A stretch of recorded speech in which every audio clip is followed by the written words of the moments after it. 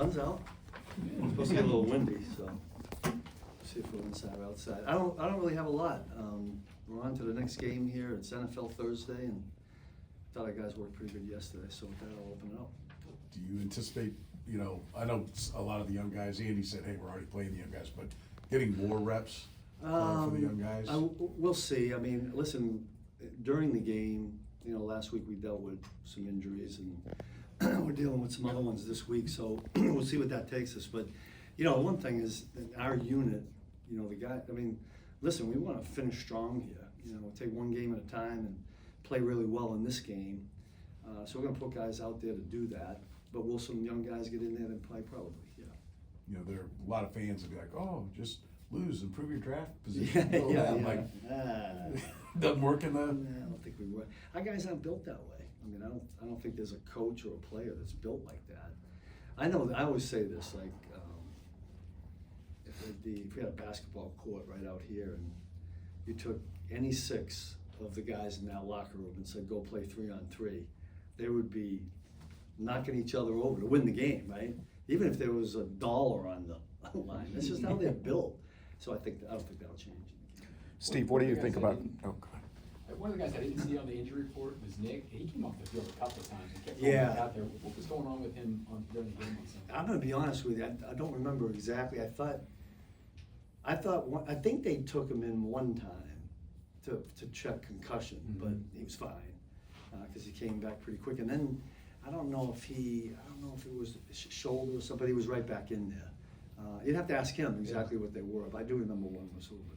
And that's a little weird spot because he's your green dot guy. I saw Alan down there. Yeah, we were down. Helmets for everybody. He goes to work pretty quick, so it was get the helmet to Drew, and then Drew became the guy that I was communicating with, even though Jack was the guy that went in for Nick. But yeah, that gets a little bit tricky. I remember us doing that when I first got here. Anthony Hitchens was playing on the first and second, and then Ben Neiman would go out in the diamond. I remember Alan was over there constantly doing and he did a great job at it. So he's experienced. We got it done pretty good. Steve, what are your thoughts on Zach Pickens, the young defensive tackle? Well, we'll see. We got him up to the 53. We'll see if we get him to game day. But it's probably to what Soren's talking about. This is an opportunity, or could be an opportunity, to see somebody that we haven't seen yet. But again, the focus is going to be to prevent as many points by Tennessee's offense as possible. That's our job. Steve, we haven't seen Jeff Foster much on defense. Where is he right now? Well, he's been playing special teams, obviously, and we haven't seen any reason to pull the other guys out. Hopefully, everybody stays healthy and it doesn't become an injury thing. But I got a lot of confidence in Jeff. I was talking to him the other day.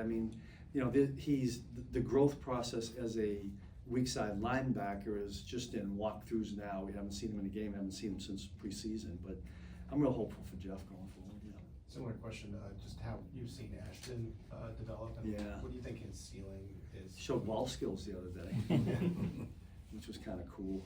I still think we could have got him in there. We could have got one other block and could have scored there.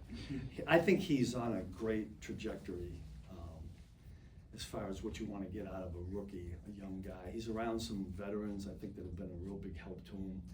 I think he's got some versatility that maybe going forward we can do some different things with him. But right now, he's getting as many reps as we can get him. I'd like to get him more in these next 3 games because I think he can do some things for us. But I'm real happy with what he's done so far. Couple more thoughts of the young quarterback Cam Ward for the Titans. He's almost through his first year. Yeah, I'll tell you what, he can zip that thing. He can spin it, as we say in the football world.